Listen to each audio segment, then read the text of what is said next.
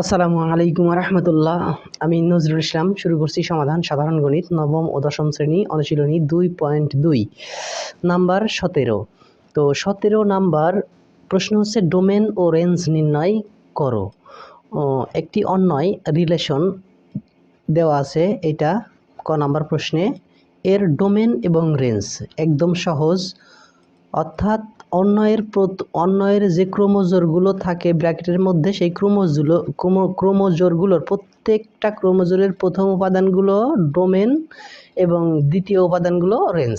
তো এখানে প্রথম উপাদান প্রত্যেকটারই 2, সেই কারণে ডোমেন শুধুমাত্র 2, অর্থাৎ একটা উপাদান একই উপাদান একবারের বেশি নেওয়া যাবে না। আর রেঞ্জ হচ্ছে দ্বিতীয় উপাদানগুলোর প্রত্যেকটা রেঞ্জ, যেমন দ্বিতীয় উপাদান 1, 2 এবং 3, এই 1, 2, 3 এই হচ্ছে রেঞ্জ।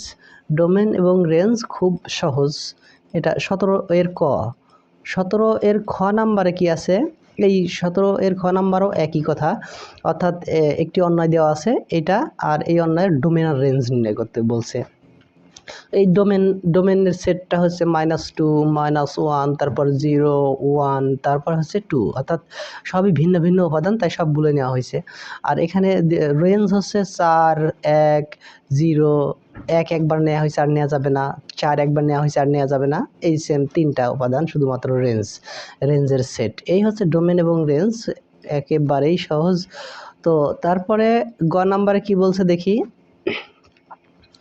গ নাম্বারে বলছে, গ নাম্বারও ডোমেন ও রেঞ্জ সেম, এখানে যেভাবেই উপাদানগুলো থাকুক ঠিক সেইভাবেই সেকেন্ড ব্র্যাকেটের মধ্যে বসাই দিলেই ডোমেন এবং রেঞ্জ হয়ে যাবে, আর কোনো পার্থক্য নেই, জাস্ট গ নাম্বার। তারপরে 18 নাম্বার বলছে নিচের অন্যয়গুলোকে তালিকা পদ্ধতিতে প্রকাশ করো এবং ডোমেন ও রেঞ্জ নির্ণয় করো। প্রথমত তালিকা পদ্ধতি বলতে যে সেকেন্ড ব্র্যাকেটের মধ্যে উপাদানগুলো নির্দিষ্ট করে লিখে দিতে হবে, এটাই তালিকা পদ্ধতি হয়ে যাবে।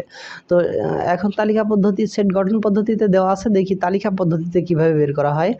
তো এখন প্রথমত ক নাম্বার প্রশ্ন, সেট গঠন পদ্ধতি, যে এটা দেওয়া আছে, এটাকে আমরা তালিকা পদ্ধতিতে বের করব। তো এখন সেট গঠন পদ্ধতি আছে x, y, অর্থাৎ ক্রোমোজোর সেট গঠন পদ্ধতিতে এটা মাস্ট থাকবেই। ইজ টু x সদস্য a, y সদস্য a, এর মানে x ও a এর সদস্য, আবার y ও a এর সদস্য, এবং একটা শর্ত প্রয়োগ আছে এখানে, x + y = 1। তো এই ক্ষেত্রে আমাদেরকে x এবং y এর মান বের করতে হবে, ক্রোমোজোর বের করতে হলে x, y এর মান বের করতে হবে। এখানে একটা জিনিস দেওয়া আছে, a = এত। প্রশ্নে দেওয়া আছে যে যেখানে প্রশ্নের মধ্যে আছে a = এই এ সেটের উপাদানগুলো দেওয়া আছে, যেহেতু a এর সদস্য x ও a এর সদস্য হবে, y ও a এর সদস্য হবে, সেহেতু আমরা এই শর্ত থেকে x এবং y যে কোনো একটা মান বের করে নিব ওই শর্ত থেকে। তো কিভাবে বের করব? এখানে প্রথমত এই সেট গঠন পদ্ধতির প্রশ্নটা তোলা হলো সমাধানের প্রথমে, তারপরে a = যেটা দেওয়া আছে সেটাও তুললাম, তারপরে অতএব চিহ্ন দিয়ে শর্তটা লিখলাম, x + y = 1। আমরা ওয়াইটাকে বামে রাখলাম, এক্সটাকে ডান পাশে দিলাম, যে কোনো একটা বামে রাখলেই চলবে, সমস্যা নাই। তো ওয়াইটাকে রাখলাম আর এক্সটাকে ডান পাশে দিলাম, এক্সটা দেওয়াটাই ভালো, এক্স হচ্ছে স্বাধীন চলক। আর হচ্ছে এক্স এর মান আমরা এখন ধরবো কাদেরকে, যেহেতু এক্স কার সদস্য, এই যে এখানে x আছে a এর সদস্য, তার মানে x এর মান হবে এইগুলোর মধ্যে থেকে। তো সেই কারণে আমরা x এর মান এইগুলোর প্রত্যেকটাকে বসাবো আর y এর মান পাবো। তো সেই ক্ষেত্রে আমরা কি করলাম, x এর মান এইখানে বসাই দিলাম প্রত্যেকটা, অর্থাৎ -2 বসাইলাম একবার, -1 বসাইলাম একবার, 0 বসাইলাম একবার, 1, 2 প্রত্যেকটাই বসানোর পরে y এর একটা করে মান পাওয়া গেল। সেই ক্ষেত্রে ক্রোমোজোর তৈরি হলো, x এর মান -2 বসাইলে y এর মান পাওয়া যায় 3, এখানে y এর মান পাওয়া যায় 3, -2 এখানে -2 বসালে মাইনাসে মাইনাসে প্লাস হয়ে যায়, 1 + 2 অর্থাৎ 3 হয়ে যায়। আর x এর মান যদি এই -1 বসানো হয় এখানে, তাহলে এখানে -1 বসালে 2 হয়, y এর মান 2 হয়। এভাবে প্রত্যেকটার মান বের করলাম, অর্থাৎ এখানে 5টা ক্রোমোজোর তৈরি হয়েছে, এখানে 5টা উপাদান থেকে 5টা ক্রোমোজোর তৈরি করা হলো, x এবং y এর মান দুইটাই পাওয়া গেল।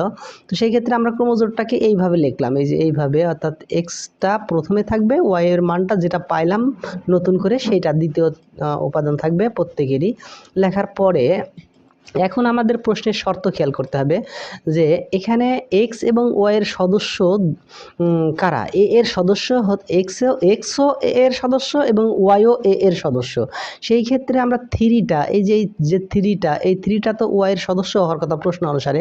সেই ক্ষেত্রে এ এর সদস্যদের মধ্য থেকে যে 5টা সদস্য আছে এ এর, সেই 5টা সদস্যের মধ্যে থ্রি নাই।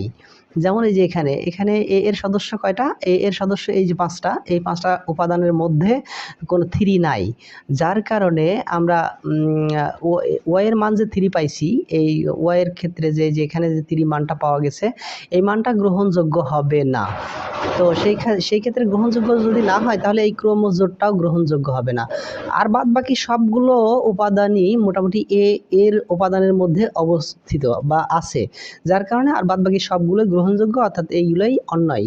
জাস্ট অন্যয়টা নির্ণয় করলাম, অর্থাৎ তালিকা পদ্ধতিতে বের করতে বলছে, আমরা তালিকা পদ্ধতি বের করলাম কাকে, অন্যয়টাকে।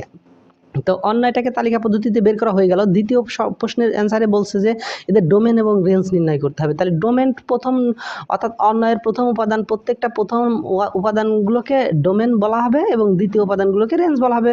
জাস্ট অ্যান্সার, ডোমেন এবং রেঞ্জ নির্ণয় হয়ে গেল। এরপর 18 এর খ নাম্বার। 18 এর ক এবং খ এর মধ্যে কোনো পার্থক্য নাই, একদম সেম।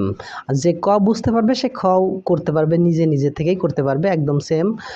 এখানে শুধুমাত্র সংখ্যাগুলো পরিবর্তন, সংখ্যাগুলো পরিবর্তন। তো খ নাম্বার এখন আর দেখাবো না, পরবর্তী নাম্বারে দেখি কি আছে। পরবর্তী 19 নাম্বার। 19 নাম্বারে